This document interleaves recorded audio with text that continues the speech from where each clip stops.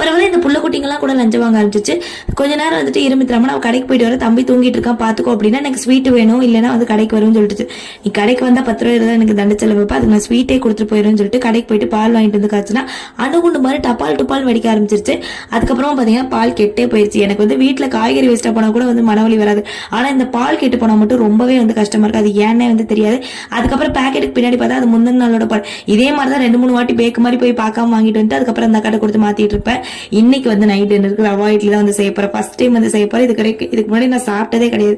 அதுவும் உலக வரலாற்றையே முதன்முறையா பீட்ரூட் ரவா இட்லி. ஏன்னா உலகமே வந்து கேரட்ல தான் செஞ்சிருக்கு, நான் தான் வந்து பீட்ரூட்ல செஞ்சு பார்க்கலாம்னு சொல்லிட்டு ட்ரை பண்ணிட்டு இருந்தேன். கடுகு, உளுத்தம் பருப்பு, கடலைப்பருப்பு, இஞ்சி, பச்சை மிளகாய், கருவேப்பிலை எல்லாம் போட்டு தாளிச்சுட்டு அது கூடவே துருவன பீட்ரூட் போட்டு ரவை போட்டு வதக்கிக்கணும். அதுக்கப்புறமா இன்னொரு பாத்திரத்தில் தயிர் எல்லாம் போட்டு மிக்ஸ் பண்ணிக்கணும். நான் என்ன தப்பு பண்ணிட்டேன்னா, சரி டேஸ்டா இருந்துச்சுன்னா கொஞ்சம் எக்ஸ்ட்ரா சாப்பிடுவாங்கன்னு சொல்லிட்டு ரவையை கொஞ்சம் வந்து கண்ணா பின்னான்னு போட்டுட்டேன். அதுக்கு வந்து தயிர் வந்து கம்மி பண்ணனாலேயே என்னன்னு தெரியல, இட்லி வந்து நல்லா செங்கலை விட மோசமா வந்துருச்சு. அடிச்சா 2 பேரும் மண்டை உடைஞ்சிரும் போல. என் வீட்டுக்கார் ஃபர்ஸ்ட் வாய் வச்சோன்னே அவங்களோட மைண்ட் வாய்ஸ் நான் கேட்ச் பண்ணிட்டேன். உன்னையெல்லாம் கல்யாணம் பண்ணினா நான் சும்மாவே இருந்திருக்கலாம் அப்படின்ற மாதிரி தான் இருந்துச்சு. அப்படி இப்படின்னு சொல்லி அந்த கன்றாவியே நாங்க தின்னோம் நேத்து.